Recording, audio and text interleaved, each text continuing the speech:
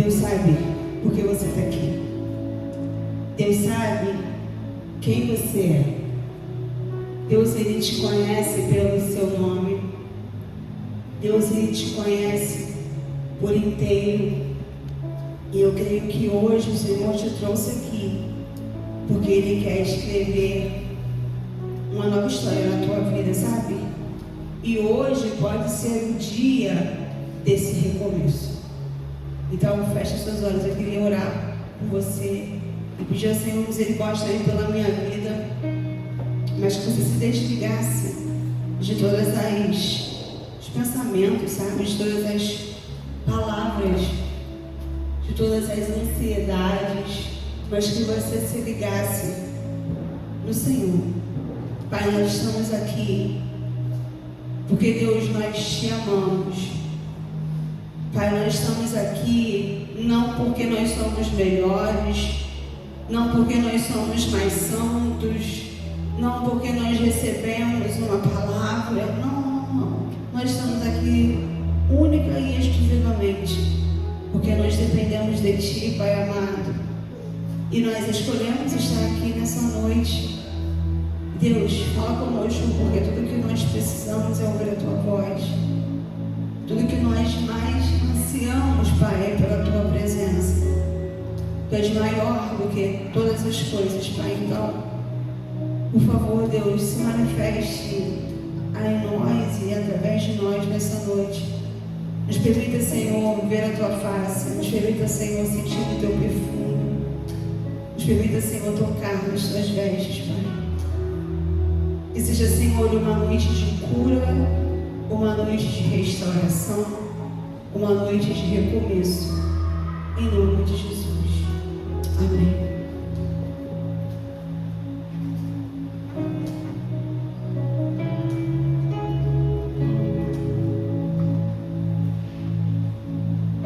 Queridos, no domingo passado, eu não estive. E meu pai falou que foi sobre voltar à essência, né? E hoje a gente de manhã também falou um pouco sobre o tabernáculo de Davi. E também falou sobre essa reconstrução, sobre voltar a esse lugar. E eu fiquei pensando, enquanto hoje de manhã meu pai estava pregando, o Senhor começou a ministrar sobre o meu coração, sobre aquilo que realmente nós somos. Quem nós somos? Porque não adianta a gente falar de voltar a um lugar, não adianta a gente falar em reconstruir algo, se a gente não sabe. A gente não sabe quem nós somos, né? E de manhã eu conversava com algumas jovens e eu falava sobre reconstruir é mais difícil do que construir. E às vezes a gente não tem dimensão disso. A gente fala assim, né? Não sei de vocês, mas eu penso, é só uma parede. É só isso. E quando aí, né, mulherada, quando a gente vai no pedreiro começar a mexer, a gente vê que não é só. Né? Se a gente fosse falar que vamos quebrar essa parede aqui, é fácil quebrar essa parede? É fácil quebrar a parede. Mas e depois? Quantos sacos de entulho a gente acha que vai sair dessa parede? Eu, na minha ignorância, eu falaria 10. Mas aí, quando você começa a tirar e sacar aquilo tudo, meu Deus do céu, dá 1000 sacos e nunca acaba o entulho. Porque para você reconstruir, você precisa limpar, né? A gente falava um pouco sobre o que aconteceu com os nossos irmãos lá no terremoto de Venezuela. Você imagina aqueles escombros, né? Eles não conseguem agora reconstruir a cidade, os locais que foram devastados. Simplesmente agora vamos lá, recebemos cimento, tijolo, não. Eles vão ter que limpar, vão ter que tirar aquele entulho. E aí, meu Deus do céu, é uma trabalheira. E hoje, eu queria falar um pouco sobre quem realmente é essa identidade. E o tema, né, que Deus me deu enquanto de manhã vocês estavam ministrando era Nós somos filhos e não escravos. E muitas das vezes a gente tem vivido uma vida, uma mentalidade de escravidão e não de filhos.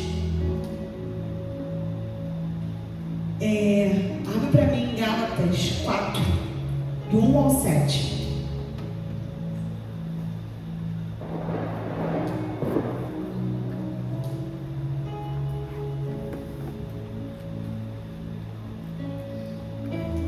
Afirmo, porém, que durante todo o tempo em que o herdeiro é menor de idade, ele em nada é diferente de um escravo, mesmo sendo o dono de tudo.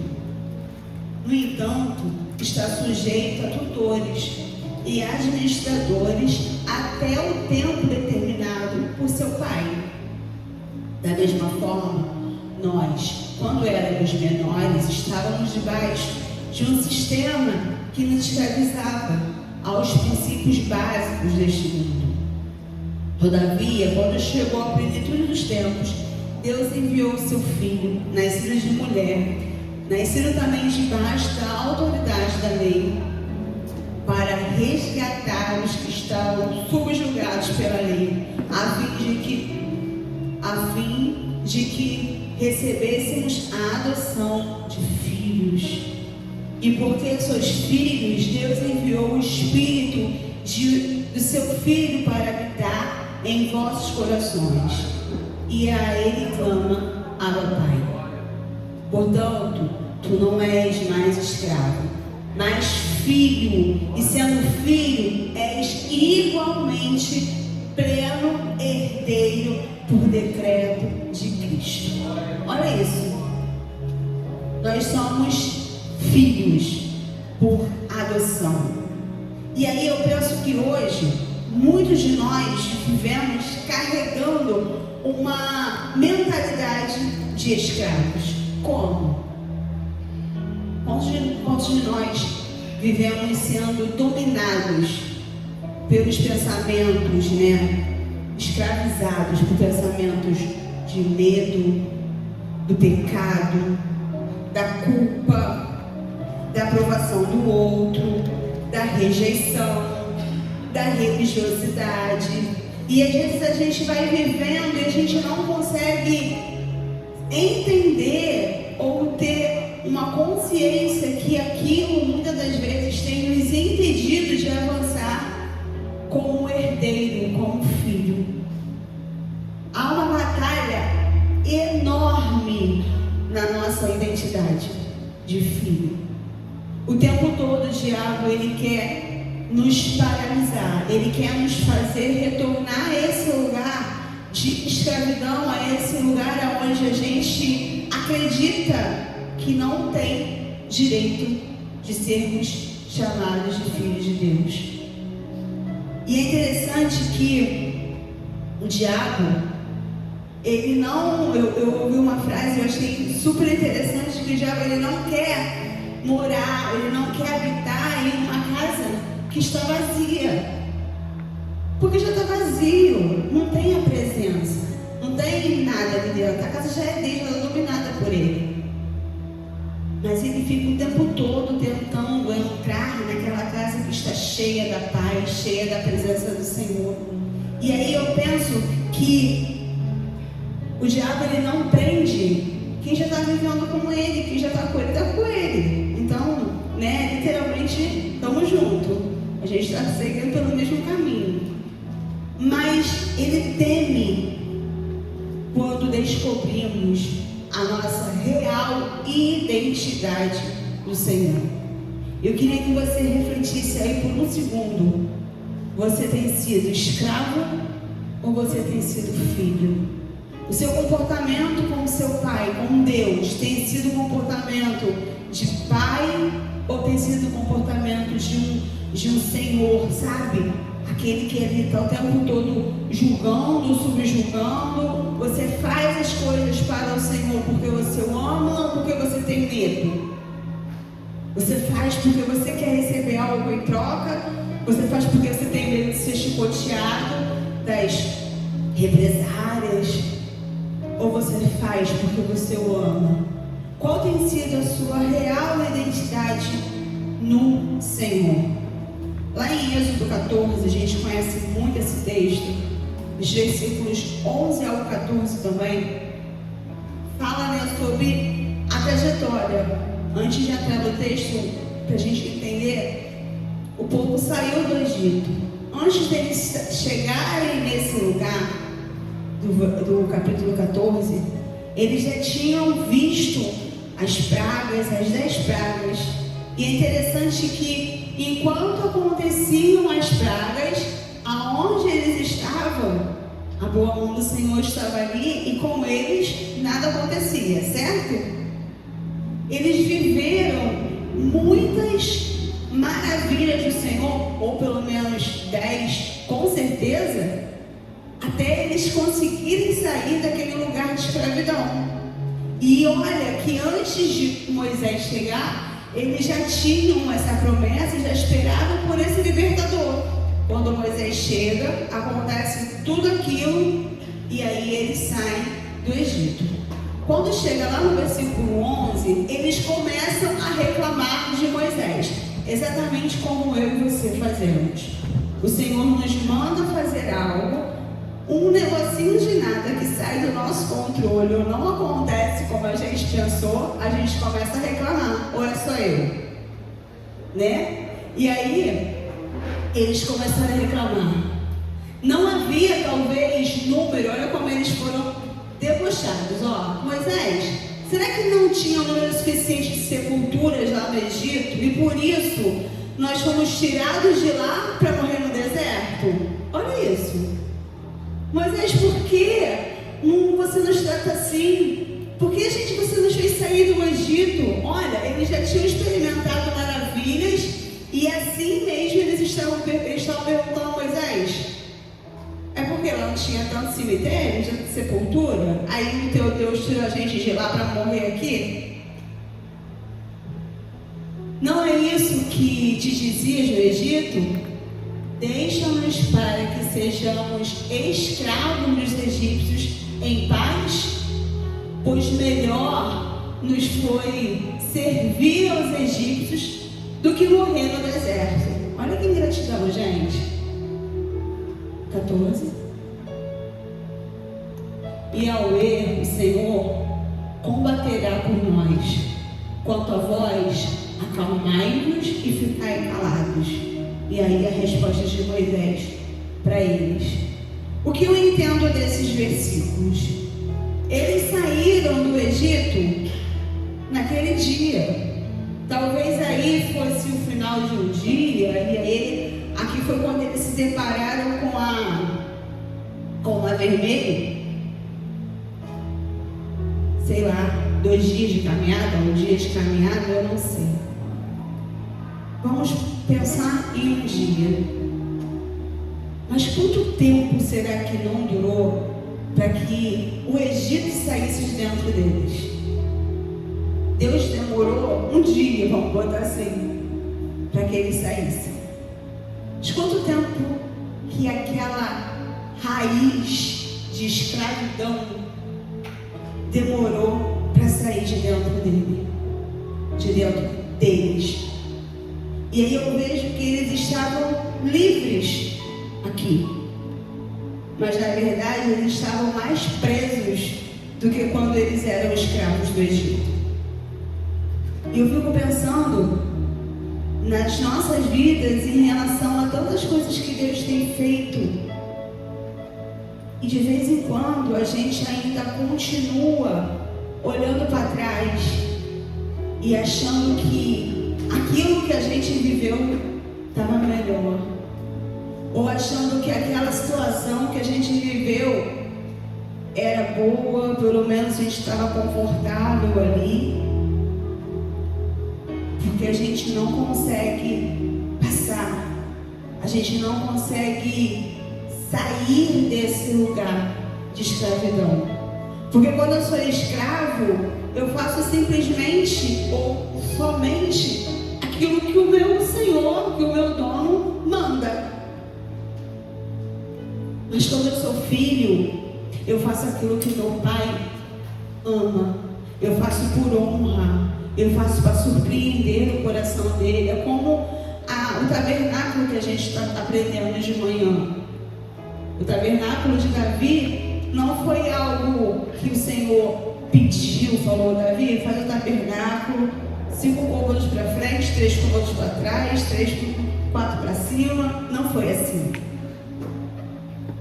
Mas eu vejo que Davi, com aquela intenção de um lugar secreto, de um lugar para guardar a presença de Deus, surpreendeu o coração de Deus. Tu imagina você conseguir surpreender o coração do teu pai, sabendo que ele é Deus e ele sabe de todas as coisas, porque a Bíblia nos fala que antes de a gente falar, ele já sabe. Os nossos pensamentos ele conhece. Então, como que a gente vai surpreender o coração de Deus? Nos colocando nesse lugar de filho. Quando eu abro mão da minha vontade para fazer aquilo que agrada o coração do meu pai. E aí, lá em Romanos 8,15, a gente vê mais um pouquinho sobre esse lugar. Pois vós não recebestes um espírito que vos escravize para andardes uma vez mais atemorizados, mas recebeste o espírito que os adota como filhos. Por intermédio do Pai podemos clamar: Abba, Pai. Consegue entender que quando fala aí que o espírito que nos adota como filhos, isso não é algo que só nos faz ser filho, mas é algo que nos mostra que nós somos filhos por adoção. Nós fomos escolhidos. Quando a gente gera as mulheres aí, a gente, hoje a tecnologia está diferente, mas o correto, a gente não consegue colocar se vai ser menino, vai ser menina, que cor vai ser os olhos, que cor vai ser a pele, né? A gente está gerando um presente do Senhor e é Ele que está escolhendo por nós, correto? Mas quando nós vamos adotar, eu acredito que a gente preenche lá um formulário. Eu quero uma criança assim, assim, assim, até tal ano, sexo tal. Aí a gente vai botando os nossos critérios, vamos colocar assim. É assim, amor? E aí, aquela criança está lá, esperando por um pai, por uma mãe. E assim queremos nós. E aí o Senhor olhou para aquele mundo de órfãos e falou: eu não tenho critério. É meu, é meu, é meu, é meu, é meu. E a nossa adoção não foi paga por um preço qualquer. Foi pago por um preço de sangue. Ele nos comprou. Então, não é só sobre filiação. É muito mais do que isso. Não é sobre sermos apenas filhos adotados, ou filho por adoção. Nós somos filhos escolhidos, eleitos e amados por um Pai. E de vez em sempre, o diabo ele quer nos colocar num lugar de não. Você é adotado, você não tem parte, você é escravo. Mas cabe a mim e a você tirar esses pensamentos, sabe? Repreender, rever as nossas escolhas, os nossos caminhos e voltar para esse lugar de filho. Sabe, o escravo vive com medo. Ele vive com medo de apanhar, fica com medo de errar. Ele vive com medo de fazer algo e os outros escravos colocarem a culpa. É só a gente ver filmes de época. Quanta coisa não acontece. A minha infância eu passei uma boa parte numa fazenda em Vassouras, que era tio da minha tia, sei lá como que era a família, porque minha família é meio complicada assim, quem não é tia? Tia, avó, é tia, e aí, enfim. Do tio da minha tia. E essa fazenda era uma fazenda histórica, né, tia Alice? E lá tinha uma senzala. E a gente via, né, como os escravos deveriam ter sofrido, porque tinha aquele tronco, tinha muitos ferros, tinha muitas correntes ainda nessa época. E o escravo vivia com medo de fazer algo errado, e qualquer coisa que era errado era chicote. A alimentação, o escravo come à mesa? Não. O escravo come daquilo que sobra. O escravo tem direito de tirar férias? Escravo. O escravo tem direito de bater um papo, de ter intimidade com o seu senhor? Não, é escravo. O escravo, ele nunca acha ser suficiente, porque também ele sabe que tem um montão de outros escravos para fazer aquilo. Se ele está fazendo errado, corta a cabeça, ele vai ser vendido, ele vai ficar lá no tronco, sei lá onde. Ele é escravo. O escravo, ele serve apenas por obrigação, apenas por medo. Mas o filho não, queridos. O filho, ele serve com amor. O filho, ele sabe o seu valor e ele sabe o quanto ele é aceito. O filho, ele confia no pai. Ele sabe quem é o pai. Ele sabe o que ele pode compartilhar com o pai. Sabe? Ele sabe que ele pode chegar, ele pode abrir a porta, ele pode sentar, ele pode botar o pé, ele pode pegar o que tiver na mesa. Ele é filho. E assim como aquele povo, quantos de nós estamos presos ainda, livres no Senhor, mas com as nossas mentes, com os nossos corações presos ao medo, preso àquele pecadinho de estimação, preso à rejeição, preso à culpa, preso ao passado. E aí, quando a gente tem, sabe, aquele olhar de um pai que sabe que a gente fez alguma coisa, sabe? E aí a gente foge o tempo todo da presença do pai, porque a gente tem medo. A gente tem medo de ser julgado como um escravo. Porque a gente, se sentindo escravo, a gente acha que o pai também nos vê assim. Mas o pai nos vê como filhos. Por isso o diabo mexe tanto com a nossa identidade, porque o tempo todo ele quer nos colocar um espelho distorcido na nossa frente, para que a gente não consiga enxergar quem realmente nós somos no Senhor. E isso é tão interessante que a gente acredita muito mais naquilo que as pessoas falam.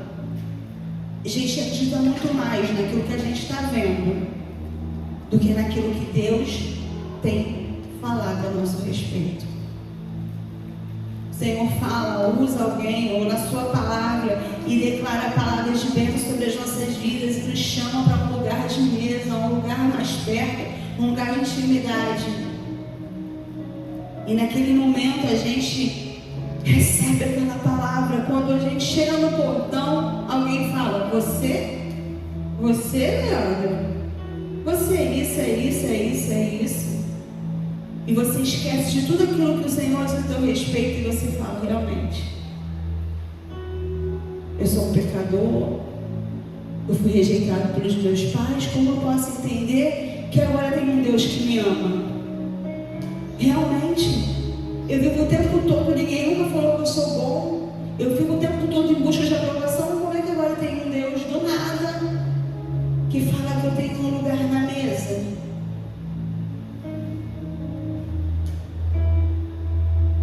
Sabe, queridos, Deus não quer nos tirar do Egito. Ele quer tirar o Egito de dentro de nós. Não é porque a sua caminhada até aqui foi difícil, foi com grandes desafios, e por isso agora você vai continuar preso num deserto, ou preso dentro de um Egito, apenas fazendo tijolo e construindo grandes pirâmides. Não foi para isso que Deus te chamou. O tempo todo, nessa ocasião do povo, o Senhor falava para ele, Moisés, o povo precisa ser liberto para quê? Para adorar. Tudo que o Pai busca, queridos, é a nossa adoração. Tudo que o Pai busca, queridos, é o nosso coração. A gente que quer enfeitar tudo, mas o Senhor pede uma única coisa: filho, lê teu coração. Filho, eu quero me relacionar contigo. Desde o Éden, o Senhor tem mostrado na sua palavra o quanto Ele tem se esforçado para ter esse relacionamento comigo e com você. O tempo todo fui em busca disso. E Ele precisa, queridos, não, Ele é Deus, mas Ele, como um pai, Ele quer ter a presença dos filhos. Eu ainda não cheguei nessa fase só de pensar, quando o filho vai embora, é a fase do ninho perdido, ninho vazio. Mas aí é a hora. Você viu que o filho amadureceu, que o filho está formando uma outra família, né? E às vezes a gente se separa do nosso pai sem maturidade, por birra, porque a gente não gostou de alguma coisa. E de novo o pai nos chama para estar com Ele, queridos. O quanto de Egito ainda tem dentro de você. E vendo esses relatos de Êxodo, o Egito talvez não fosse tão ruim assim, né? Em outros textos fala que eles tinham tempero, eles tinham cebola, eles comiam bem.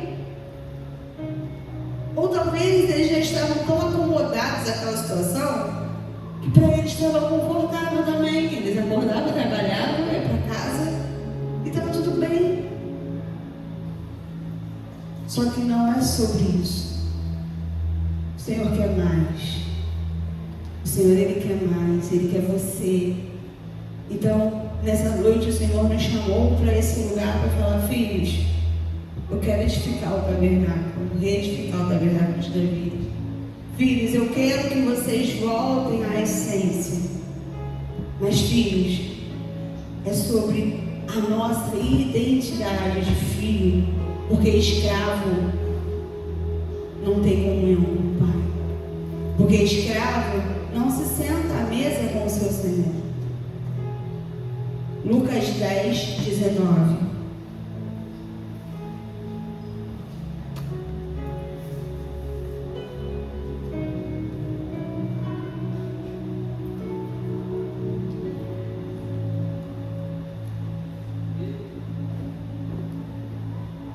Atentai, eu vos tenho dado autoridade para pisar de serpentes e escorpiões, assim como sobre todo o poder do inimigo, e nada nem ninguém vos fará qualquer mal. O filho carrega autoridade. E aí, eu lembro que antigamente as pessoas mandavam ir nas vendinhas que tinha nas ruas e falavam assim: ó, vai lá e compra alguma coisa, sei lá, um top, né? Na época do top. E fala que fui eu que mandei. Só de você falar o nome do teu pai, né, pastor Leandro, a pessoa já dava. Porque você tinha autoridade de falar o nome do seu pai. Não, é filho do Roberto, filho do Beto e meu amigo. Não tinha umas coisas assim? Porque você carrega uma autoridade.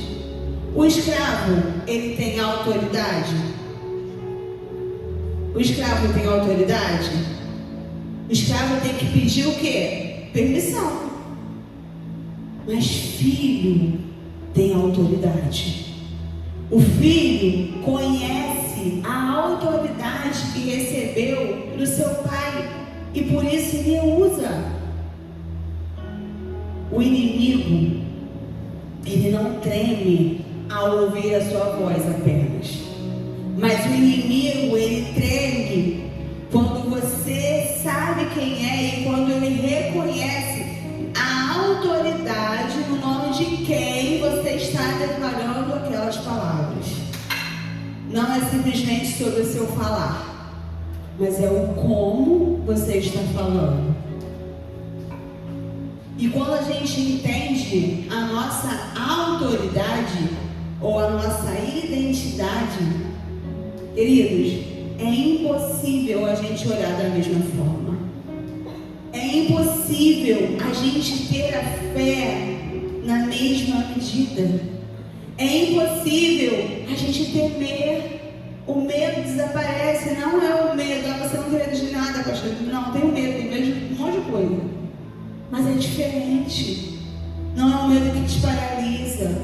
Não é o medo que te adoece. Sabe? Porque você sabe quem é o teu pai. Você reconhece a autoridade dele na tua vida. E quando a gente tem essa identidade, queridos, essa autoridade, ela precisa ser manifesta. Porque o Senhor, ele nos chamou para isso. Para pisar as serpentes e escorpiões. Para falar no nome dele. Só que a gente não tem como, né? Aquele texto que os discípulos ganharam uma coça. Porque eles estavam falando, expulso no nome de Paulo. Tá, eu conheço Paulo. Eu sei que é o Deus de Paulo. Só que vocês não são filhos. E vocês não têm autoridade nenhuma para falar o nome desse Deus aí. Porque vocês não são filhos dele. Vocês continuam presos lá no Egito, na escravidão. Então vem cá, que a gente vai conversar. Tu imagina que vergonha. O Senhor nos chamou para sermos filhos. E eu queria ler um texto. Não tem como falar de filiação sem ler o texto que eu amo, uma parábola que eu mais amo na Bíblia. Não sei se eu consigo ler. De Lucas 15. É um pouco extenso, mas eu queria que fizéssemos essa leitura. E eu queria que você se visse nesse lugar. Versículo 11. Lucas 15, 11.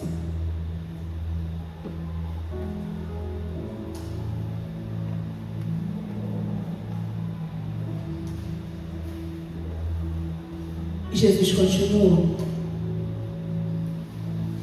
Um homem tinha 2 filhos. O mais novo reivindicou do seu pai: pai, da minha parte da herança que eu tenho direito. E consentindo, o pai repartiu a sua propriedade entre eles.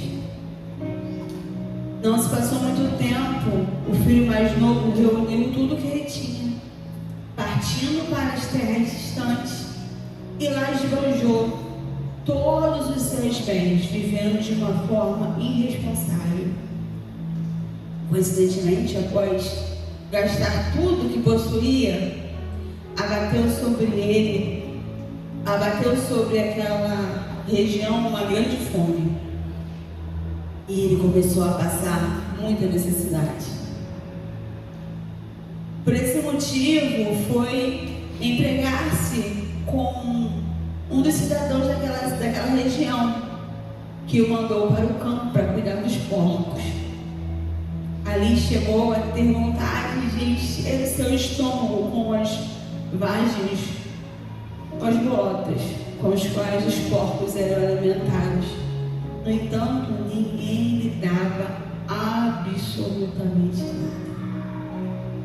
Foi quando Caim em si falou consigo mesmo: quantos empregados meu pai tem comida com fartura e eu aqui morrendo de fome? Levantar-me-ei, tomarei caminho de volta para a casa do meu pai.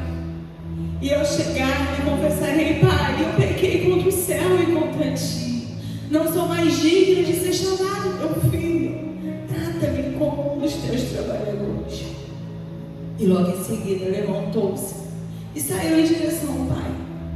Vinha caminhando ele, ainda distante, quando seu pai o viu e grande compaixão, correu ao encontro do seu filho e muito o abraçou e beijou.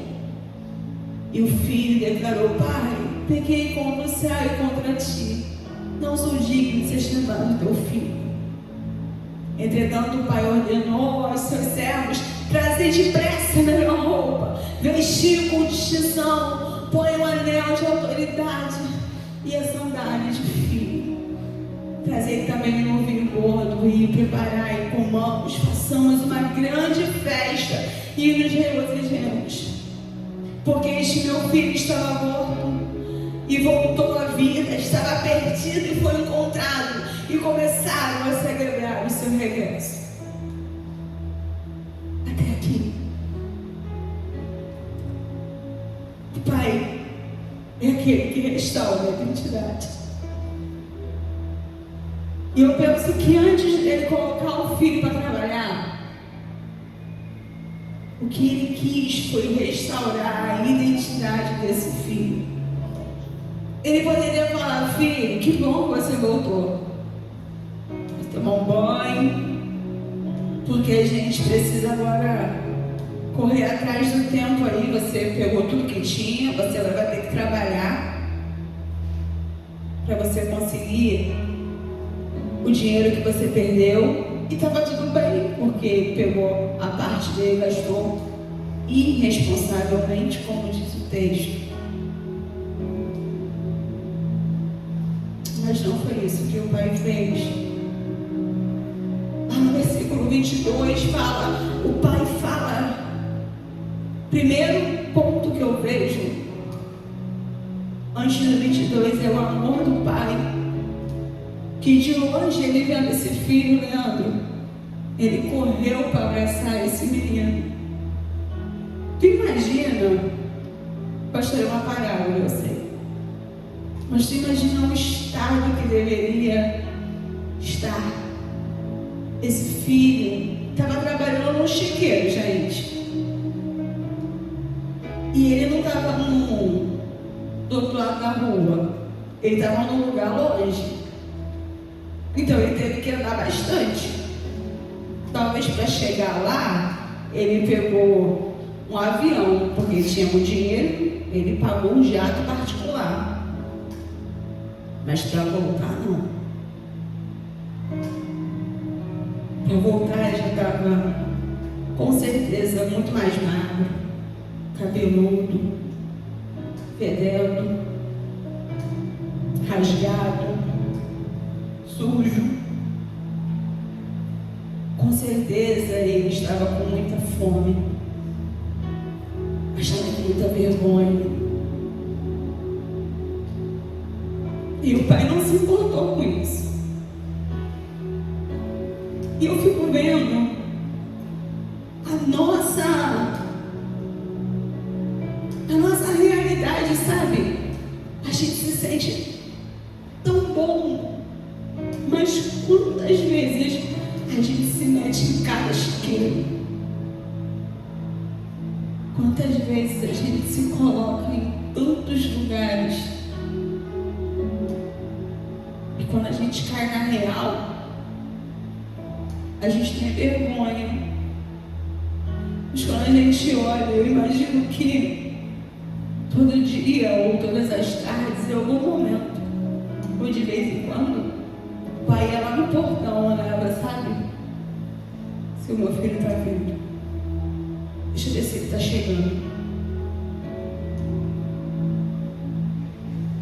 Quantas vezes a gente abre mão desse encontro com o pai? Porque a gente está preso ao pecado. A gente está preso até mesmo às nossas próprias razões. E eu não falo isso só para um desviado, gente, porque às vezes nós estamos vivendo uma vida de apostasia. A gente está aqui fazendo um monte de coisa, pulando, babando, rodando, dando mortal. Mas às vezes o nosso coração está tão longe desse lugar. Porque às vezes a gente aprendeu a sentir tanto prazer comendo bota de porco, que a gente não vê prazer mais na mesa do Senhor. A gente até tem vontade de comer uma maçã, A gente tem vontade de beber um suco. Mas aí a gente, só de pensar em ter que voltar, e se o pai não me receber? Mas aquele pai esperava pelo filho, e eu vejo que hoje o Senhor, Ele espera por esse posicionamento nosso, sabe? De falar: Pai, eu quero voltar à essência, mas Tu és a essência. Eu quero reconstruir um lugar, mas Tu és esse lugar. Porque não é sobre fazer bonito, gente. Não é sobre fazer cara de adorador quando está passando os meninos para tirar foto. Não é sobre a gente ter uma postura, mas é sobre o que realmente está aqui dentro. Filho, olha teu coração. Será se hoje o Senhor estivesse aqui agora e falasse com o teu coração: o nosso coração tem algo bom para entregar para Ele? Será se hoje, como filho, eu tenho 99,9,9 coisas boas, mas esse um aí já era. É a gota do veneno no copo. Quem vai beber? É só uma gota. É um copo inteiro, um copo de 2 litros. Mas tem uma gota de veneno. É só uma gotinha. Quem bebe? É só uma gota, gente. Por que vocês não bebem? Por quê? Em relação à quantidade de água, uma gota não é nada. Ou é? Fala. Por que não bebe, jovem? Porque você vai morrer. E às vezes a gente quer empurrar isso. Senhor, tudo que eu tenho é teu. Minha casa, meu destino por eternidade, não. É tudo, queridos. Se a gente não quer beber uma gota, o que a gente quer oferecer ao Senhor? Tudo com uma gotinha de pecado. E não é sobre estarmos com vergonha, mas a ousadia desse homem me ensina. Nossa, eu amo esse texto. Porque eu vejo que muitas das vezes, como pessoa, a gente já é logo falar: você gastou tudo, agora quer o que aqui? Mas é um amor incondicional, o amor do nosso Pai. É um amor que cuida, é um amor que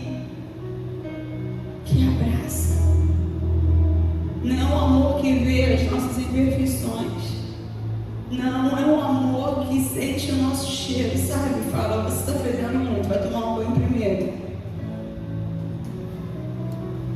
Eu cortei esse cabelo. E lá no versículo 22, quando ele fala: olha, imagina a alegria daquele pai. Trazer depressa a melhor roupa. Talvez ele falasse: ó, pro céu, tá vendo esse? Esse é aquele filho que eu tô falando. Esse filho é aquele que eu vejo toda hora no portão olhar. Eu não falei que ele ia voltar? Ele voltou.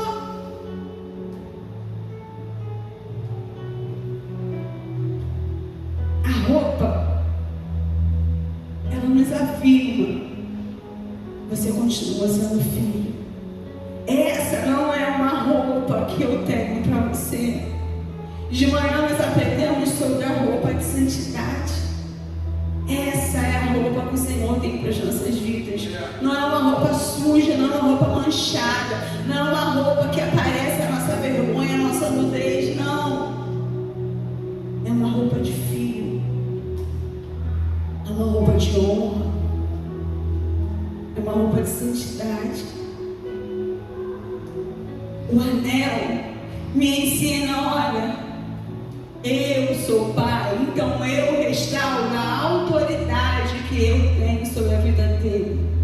Eu restauro a autoridade de filho.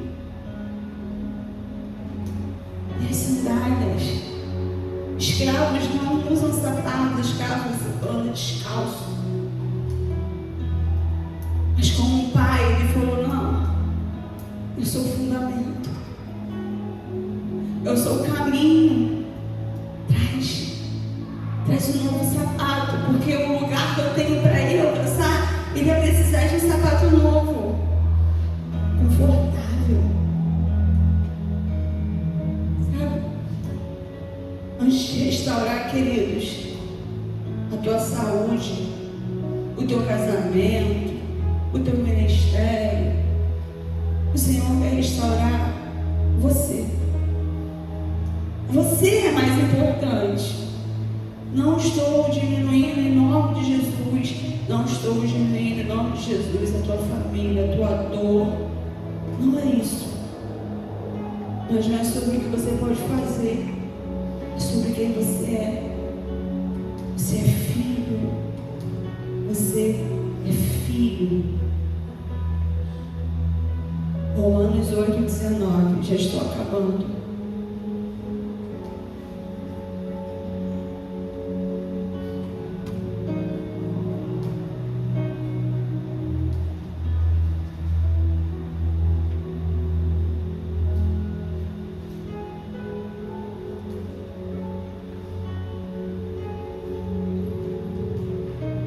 A própria natureza criada aguarda com vívido anseio.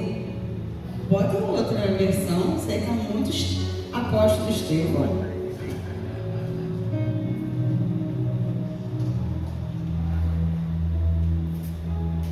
Agora é tamanho. A criação aguarda com grande expectativa que os filhos de Deus sejam revelados. Queridos, Deus está levantando filhos maduros. Deus está restaurando a identidade, porque Ele espera filhos maduros. Por quê? Porque a criação não aguarda com expectativa a manifestação dos músicos. Não aguarda a manifestação dos pastores, evangelistas, mestres, apóstolos, profetas. Aguarda a manifestação dos filhos. Quem é filho de Deus aqui? Então, é a sua manifestação que a criatura aguarda. Nós é que temos, né? Nós que precisamos manifestar essa criação. A criação não espera por uma religião e nem pelos religiosos. Espera pela manifestação dos filhos. Filhos que carregam a presença. Filhos que vivem em santidade. Filhos que andam em autoridade. Filhos que revelam o caráter de Cristo. É tempo da gente sair desse lugar de acomodação, queridos. Por mais confortável, gostosinho que seja o Egito, é tempo da gente arrancar o Egito dentro dos nossos corações e das nossas mentes e começarmos a marchar com filhos a um lugar em direção àquilo que o Senhor quer. É viver na plenitude dessa criação. E não só com algumas coisas. A gente é muito criança em relação ao nosso relacionamento com Deus, sabe? Em que sentido? A gente faz pirraça. Vai no aniversário de 1 ano e leva um presente. A criança, ela abre o presente. Se ela gostar, ela vai virar as costas e nem olha para tua cara. Se ela não gostar, ela vai jogar o presente fora e vai voltar para brincar, porque era muito mais interessante. A criança não faz isso? Por mais que a gente, enquanto pai, ceda, mas é difícil. A minha filha nunca fez isso, até hoje. E a gente às vezes age dessa forma. A gente só quer o Senhor por interesse. E quando a gente pede a Ele o azul e Ele dá o amarelo, Poxa, porque só para a Rosângela dar água azul e para mim é amarelo. A gente busca o Pai porque a gente quer uma cura, porque a gente quer uma libertação, porque a gente quer o carro, a casa. Mas quando a gente busca o Pai, porque a gente quer Ele. Quando a gente vai para o secreto, no nosso quarto, e a gente começa a orar ao Pai: Senhor, eu não quero te pedir nada, só quero ficar contigo. Quando a gente faz isso, é esse lugar que a gente precisa estar, porque a criatura está aguardando, quer dizer, a nossa manifestação, e às vezes a gente está abrindo a nossa boca, a gente está se manifestando pior do que a criatura. A criatura que tem que falar: ué, tu não é filho? Verdade, esqueci. Quando não, eu sou da igreja. Você é filho? Tu nem parece. Até quando? Se as coisas estão dando ruins, querido, é porque nós não estamos nos posicionando nesse lugar de autoridade. É porque a gente está querendo, como a parábola do filho pródigo, com a mentalidade de voltar para o Pai como servo. Mas o Pai não quer servo, o Pai quer filho. O Pai não está à busca, o texto, não sei se é assim, né? O Pai procura trabalhadores que trabalhem com vontade. É assim? O Pai busca servos que façam tudo o tempo inteiro sem reclamar. É assim? O Pai busca filhos que o adorem. O Pai busca por adoração. O Pai busca pela sua devoção. O Pai busca pelo seu coração. Eu quero encerrar com o versículo Mateus 3:17.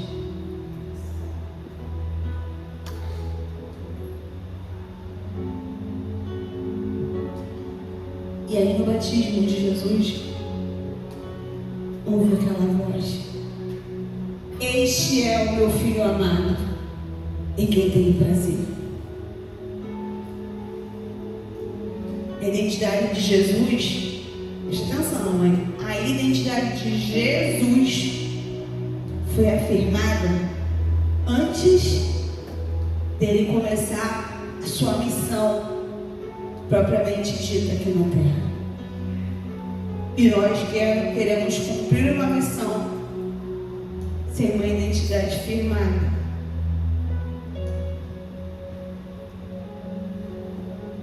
Será se nos céus pode-se ouvir uma voz clamando a esse respeito sobre mim e você?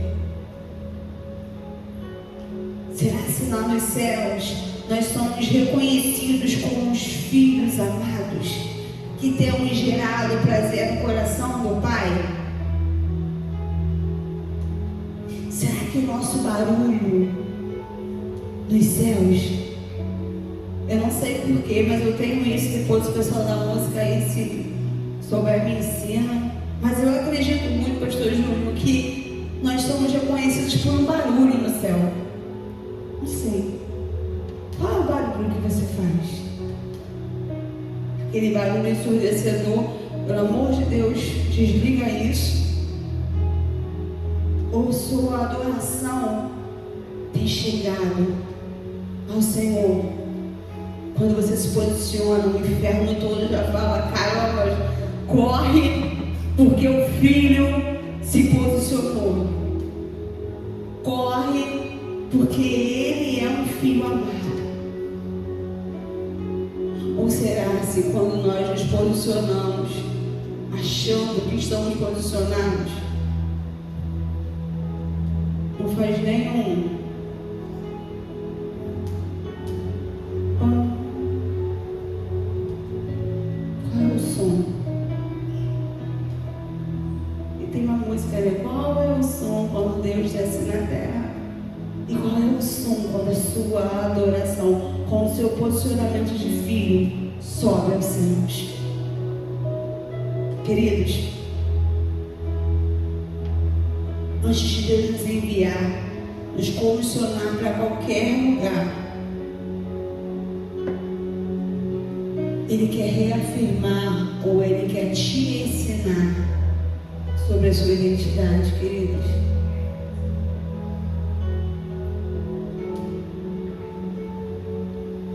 Quando você ouve a voz de Deus a seu respeito, as outras vozes perdem o valor, perdem o tom. Tu imagina isso?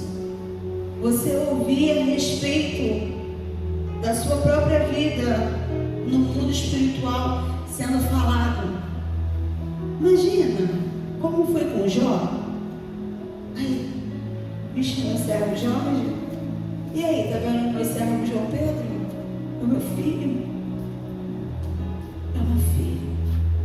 Nossa, como meu coração hoje ficou alegre.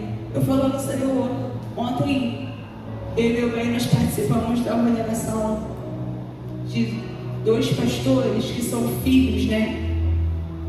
O pastor Alexandre, ele ordenou ontem os 2 filhos dele ao pastorado. Nossa, como eu falei com a pastora Patrícia, ai pastora, que o Senhor me dê essa graça. Só já estar ali participando, meu coração estava assim, meu Deus, imagina eu consagrar os meus filhos ao presbitério, né? Ao pastoreio. No mundo que a gente está vivendo, logo 2 de uma tacada só. E as liberações que ele foi falando para os meninos, para os filhos, homens já casados, mas que coisa linda. E hoje eu vendo aqui o João Pedro tocando e a Ana Clara ali dançando, eu falei, caraca, meus filhos. Meus filhos. Agora tu imagina, como o Senhor olha pra gente lá do céu? Será que Ele fala assim, meu filho, filho do papai? É minha filha. Qual tem sido a expressão? Ou a gente tem tirado assim, o seguinte, a expressão do pai, meu Deus, não olha não. Eu ensino tanto, mas ele não aprende. Uma hora ele vai aprender, não olha não. Eu fiz que eu não estou nem vendo.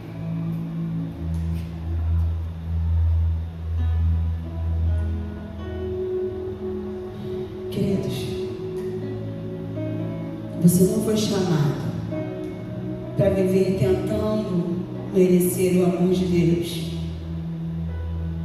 Você foi chamado para viver a partir do amor do teu Pai. A gente faz um esforço para ser aceito por um amor que já nos receitou. Quando o filho, eu encerro com essa frase, meu bem. Bem, quando um filho conhece a sua identidade, nenhuma corrente consegue prendê-lo. Nenhuma acusação consegue defini-lo. E nada consegue impedir o propósito de Deus na sua vida. Você é filho ou você é escravo? Qual é o seu lugar nesse reino? Para que lugar você vai voltar? Qual é a essência? A essência do lererê, da escravidão, do ativismo? Ou a essência de filho? Você quer reconstruir o que para quem?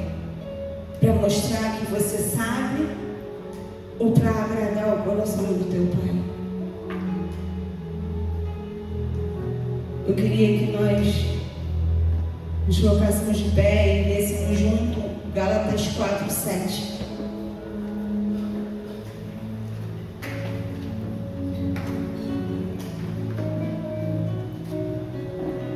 Vamos juntos? E aí eu queria que você fizesse assim, ó. Ali está assim, preste atenção. Assim você